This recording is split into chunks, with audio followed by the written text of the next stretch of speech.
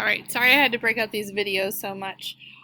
So to review, you guys were trying to label each one of these images, and we had reviewed the different examples of schedules, ratio, schedule, and the interval schedule, and then fixed and variable.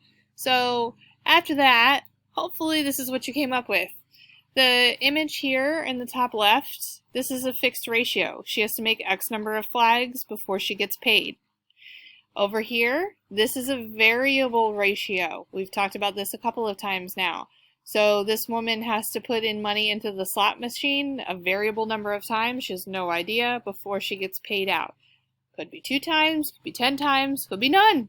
All right, so, but she'll continue doing that until she gets paid out, likely, or she runs out of money. This one down here, this is a fixed interval. This girl right here, she's going to get paid after she has met her quota of time. So this would be a 9 to 5 job. So she's looking at the clock up here. Once it hits 5 o'clock, the clock is the reinforcer that her day is done. But it is going to be a fixed amount of time before she can go. This is the variable interval. This guy is surfing. He has no idea how long he's going to have to wait out there for the perfect wave to come. It could be a few minutes, and it could be longer than that. But either way, it's a variable amount of time before he gets what he's looking for as far as his reinforcement. Okay? Hopefully this all makes sense to you now. There's a couple other ways, though, that we can use operant conditioning. It doesn't just have to be about simple behaviors. We can teach someone to do some complex behaviors as well. So the first one here is shaping. This is when a desired behavior is molded by first rewarding any act that's similar to the behavior that we're looking for, and then we're requiring ever closer approximations to the desired behavior before we give the reward. So the example down here is the rat. We want to teach the rat to stand on its hind legs and then ultimately be able to use its mouth to pull a mini flag and raise a cord, which would therefore reward the rat. So we're going to start by rewarding the rat with anything that looks remotely like the rat trying to stand on its hind legs.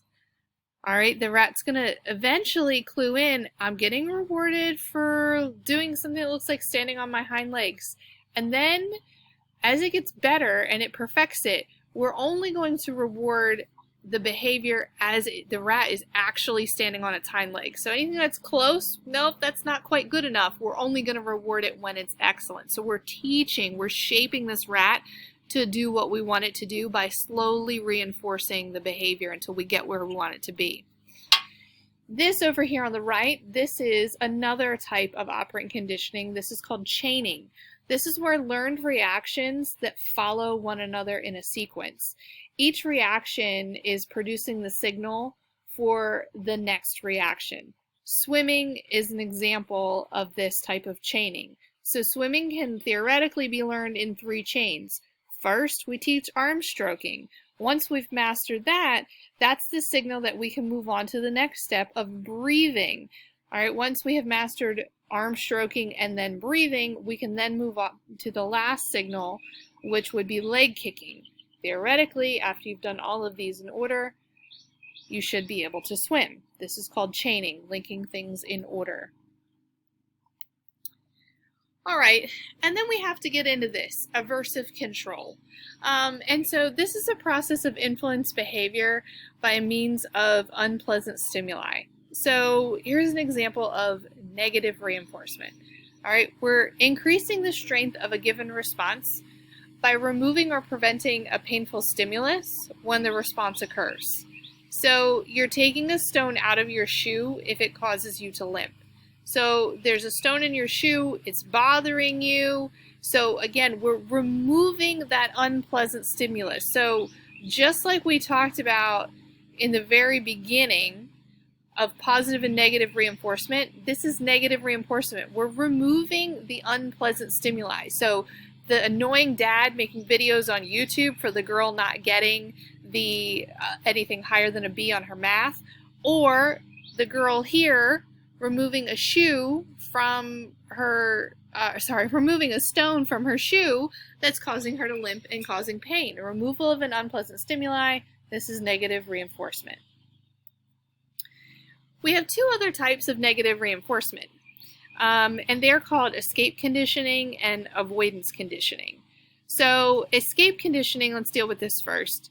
So I'm just going to jump right to the example. So we're serving a child liver for dinner, but we take it away when the child cries out of dislike. So what happens is the child's going to cry next time to avoid having an unwanted meal. The child has learned that if they don't like something, they cry, it gets taken away from them, they don't have to eat it. We're reinforcing that behavior through escape conditioning. All right? Then we have avoidance conditioning. This is when the child whines and they gag when the parent removes the liver from the refrigerator before they even cook it. In this way, the child has avoided the unpleasant consequence altogether. So they learned how to kind of prevent this unpleasant stimulus from even occurring by doing the whining and the gagging. All right, so these are also two types of negative reinforcement. We're removing the unpleasant stimulus through either escaping it, avoiding it, or just negative reinforcement. Another type of aversive control, though, is punishment.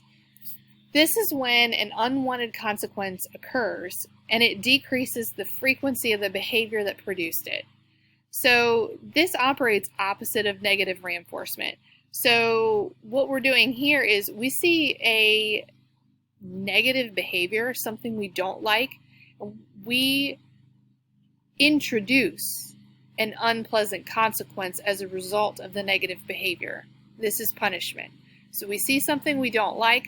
We don't want to enforce that, and so we go one step farther and we actually introduce something unpleasant. In this case, it's a child sitting in timeout. This is hopefully reinforcing the fact that we do not like that behavior, and if you do not like the negative consequence, this unpleasant consequence we've instilled, you will not do that behavior again. There are some disadvantages to punishment, though. And so some of the unwanted side effects of punishment can be rage, aggression, and fear. Sometimes it can create more problems.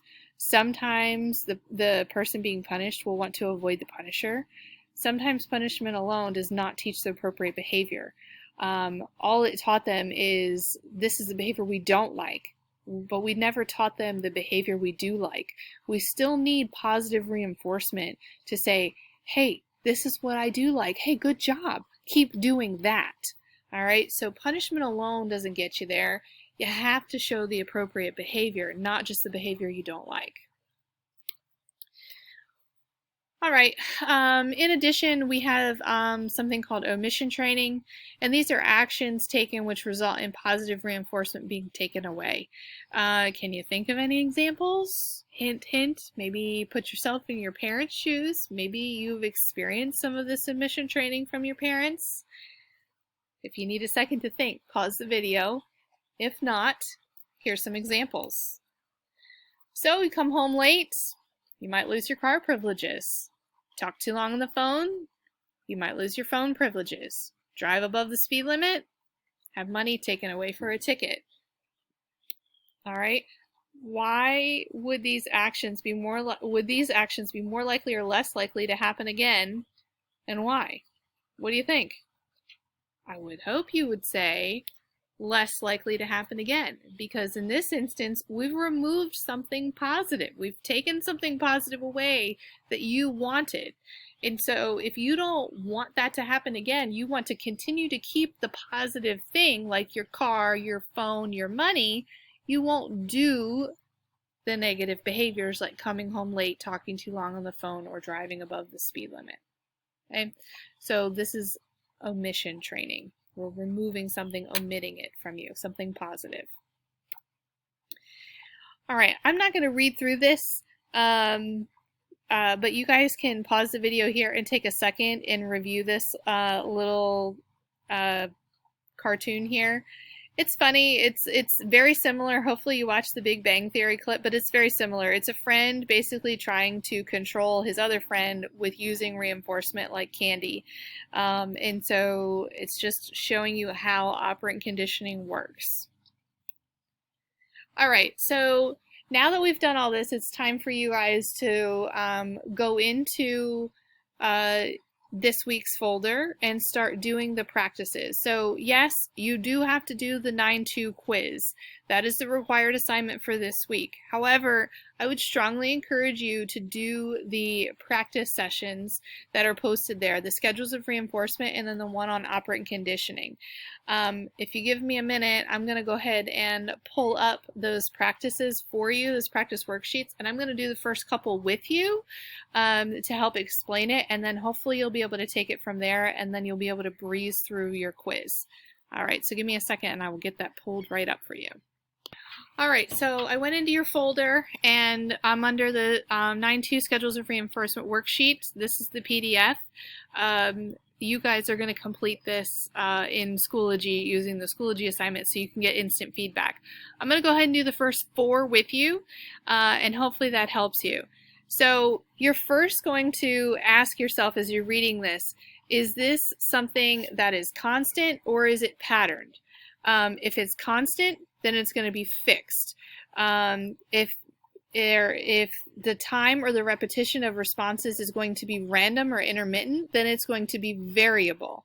All right, and then we remember the difference between a ratio and an interval. A ratio is the number of times something happens versus an interval is going to deal with time itself, how long it takes for a reinforcement to happen. All right, so with that being said, let's look at the first one. You're paid $10 for every 20 puzzles solved. What do you think that is? This should be fixed ratio. All right, you're paid at a ratio of 20 puzzles, gives you $10. It's fixed. If you do another 20 puzzles, you're going to get another $10. All right, it's a fixed ratio. Number 2, slot machines are based on this schedule. This one, hopefully you're saying what? Variable ratio again. All right, number of times. We don't know how many times you're going to put your money in before you get a payout. It's a variable, but it's a ratio because it's the number of times that you have to put your money in. Number 3, getting a paycheck at the end of 2 weeks. What do you think? Fixed interval. Good. All right. Interval, it's dealing with time. So we know every 2 weeks you're going to get paid. All right. So it doesn't matter how many things you do within that 2 weeks, you're going to get paid at the end of 2 weeks. All right. It's a fixed interval. It's based on time. And then number 4, random drug testing. So this one should be variable interval. All right. It's random. We don't know when it's going to happen, but it's going to happen at different times. It could happen every 2 weeks while you're at work, or maybe it happens when you first start a job and then not again for 6 months. Or maybe it's when you first start a job and then it happens randomly a month in again, and then maybe 4 months after that. You have no idea. It's a variable interval schedule. We don't know. That's the idea of what random means, but it's also dealing with time. Therefore, it's interval. All right, so continue to do the rest of these, and this should give you practice with schedules of reinforcement. I'm going to pull up the other worksheet. All right, so here's your second worksheet, operant conditioning summary of terms. So which term refers to a behavior followed by an unpleasant consequence? Well, hopefully you said punishment. It's something we didn't want. You got an unpleasant consequence. It's a punishment. Which term refers to a behavior followed by the loss of a pleasant consequence? This would be omission training. So this is a behavior like talking too long on the phone. You lost your cell phone for the week, all right? You lost a pleasant consequence. You liked your phone, you lost it. Omission training. Number 3, excuse me. Which term refers to a behavior being followed by a pleasant consequence? Positive reinforcement.